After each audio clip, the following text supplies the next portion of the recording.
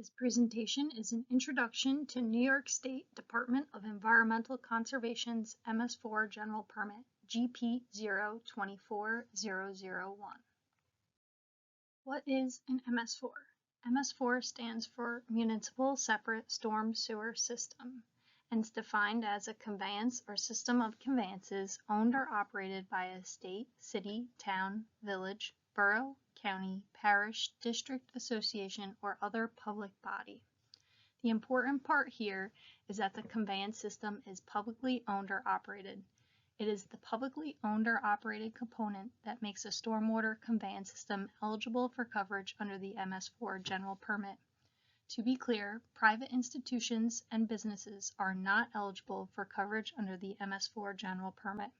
Those covered by the MS4 General Permit are called MS4 operators.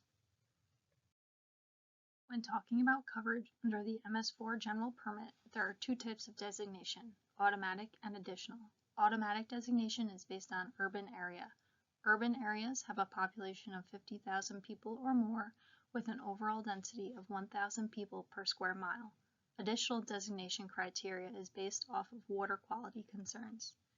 The MS4 General Permit authorizes the discharge of stormwater from municipal separate storm sewer systems located within designated urban areas to surface waters of the state. Each permit term is 5 years. MS4 operators are found generally in more densely populated areas around the state. The Stormwater Interactive Map may be used to determine the locations around the state where coverage under the MS4 General Permit applies. Throughout New York State, there are over 500 MS4 operators. There are 3 MS4 operator types, which are differentiated based on their land use control authority: traditional land use, traditional non-land use, and non-traditional. Traditional land use includes towns, cities, and villages. Traditional non-land use includes counties, and non-traditional operators include statewide agencies, linear transportation, and institutions. The MS4 General Permit is made up of requirements aimed at preventing pollution. The purpose of the MS4 General Permit is to protect surface waters of the state from urban stormwater-related pollutants. This is achieved through implementation of the MS4 General Permit requirements. When the MS4 is managed properly, pollution prevention occurs. The permit requirements, which dictate proper MS4 management, include mapping requirements, minimum control measures, which we'll detail in a separate slide. There are 6 minimum control measures, referred to as MCMs, which come from federal regulations. These MCMs are designed to control pollution going to and from MS4s. The MCMs represent the non-numeric effluent limitations aimed at reducing the discharge of pollutants to the maximum extent practicable, or MEP. The permit requirements consist of best management practices, or BMPs. The Stormwater Management Program Plan, developed by the MS4 operator, must reflect the applicable requirements contained in the General Permit. Under the U.S. EPA's comprehensive general permit approach of the final Phase 2 remand rule, the New York State DEC must include clear, specific, and measurable requirements. The foundation of the MS4 General Permit includes 4 components: the Stormwater Management Program Plan, mapping, reporting, and minimum control measures. The Stormwater Management Program. The Stormwater Management Program, also known as SWIMP, is developed by the MS4 operator and must reflect the applicable requirements for the MCMs contained in the General Permit. The SWIMP plan serves as a basis for the MS4 program. It should contain, either physically or by reference, everything needed to implement the program and respond to questions, be it from the public or from regulators. The idea is that if the stormwater program coordinator leaves or retires, another employee can pick up the SWIMP plan and run the MS4 program with ease. Everything required by the permit should be documented in some way in the SWIMP plan. In turn, the SWIMP plan is available to the public. The SWIMP plan must be retained in written format, and this could be hard copy or electronically. It must be updated annually for compliance with the terms and conditions of the permit, and it must include records of activities completed, the procedures, inventories, and assessments. And again, the swim plan can incorporate by reference components, which must be documented in the swim plan. You do not need to include everything physically in the swim plan. Reporting. The U.S. EPA finalized the National Pollutant Discharge Elimination System Electronic Reporting Rule, also known as the E-Rule, which required MS4 operators to submit notices of intent and reports electronically to the department beginning December 21, 2025. Interim progress certifications are the evaluation of the MS4 operator's compliance with the final permit for elements of the permit which are required to be completed with a date beyond 9 months. The reports must be submitted electronically through N-Form. Interim progress certifications are due every 6 months. The reporting periods are January 3rd to June 30th and July 1st to January 2nd. Annual reports must be completed annually with a reporting period of January 3rd to January 2nd. For more information, visit pages 8 and 18 and 19 of the fact sheet. Mapping. Mapping is necessary to facilitate a clear understanding of the MS4 using geographical representations. It also serves as a planning tool for the MS4 operator.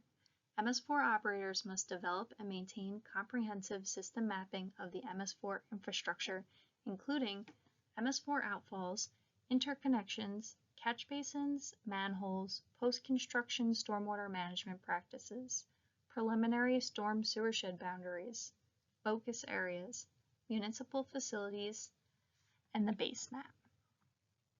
Some of the mapping requirements date back to the previous iteration of the permit.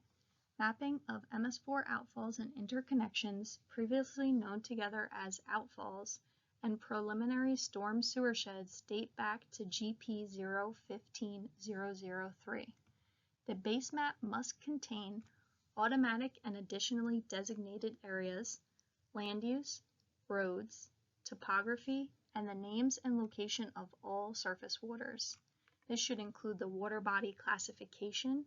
It should include the water body impairment status and the pollutant of concern if applicable, and the TMDL watershed areas if applicable. And just a reminder, GIS is only required in areas discharging to impaired waters or within a TMDL. Mapping can be satisfied outside of impaired and TMDL areas using paper maps. The introduction of standardized approaches used throughout the permit are important for understanding how the minimum control measures work. Reading through the permit, you will notice that many of the MCMs are organized in the same manner using programs, inventories, prioritizations, and corrective actions. Each program includes procedures for a task, training requirements for those procedures, documenting who took the training, and updating the procedures.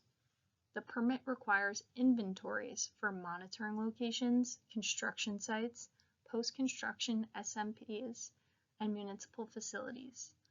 Prioritizations of permit components are also found throughout the permit. Monitoring locations, construction sites, and municipal facilities all require prioritizations. And finally, corrective actions. The idea is that if you have a problem, what is the time frame to remedy that problem? Corrective actions are broken into 2 groups. Present, timeframes based on if it does or does not have reasonable likelihood of adversely impacting human health or the environment, for example, an illicit discharge, and absent, timeframes based on severity of the issue, for example, catch basin cleaning. For more information, refer to pages 21 through 23 of the fact sheet. Minimum control measures. The MS4 General Permit requires development of a SWMP that includes the 6 required program components or the 6 minimum control measures, also referred to as MCMs. The first MCM is Public Education and Outreach. This MCM is designed to inform the public about the impacts of stormwater on water quality, the general sources of stormwater pollutants, and the steps the general public can take to reduce pollutants in stormwater runoff. The second MCM is Public Participation and Involvement.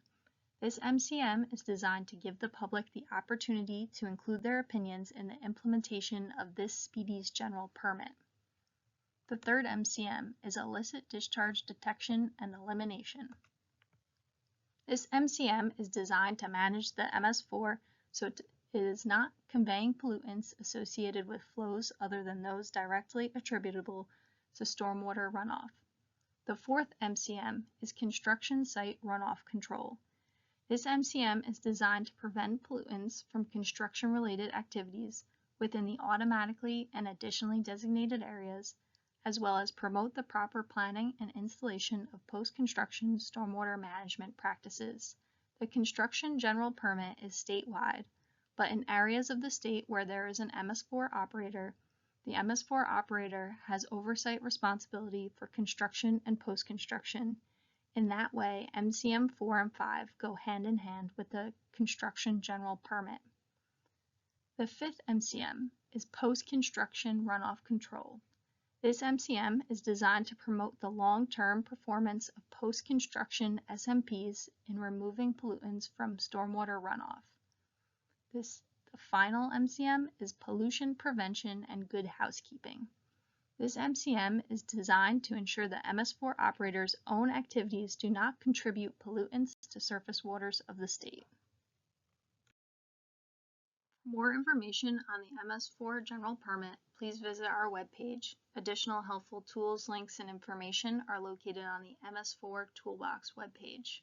If you have any questions, please email ms4gp@dec.newyork.gov.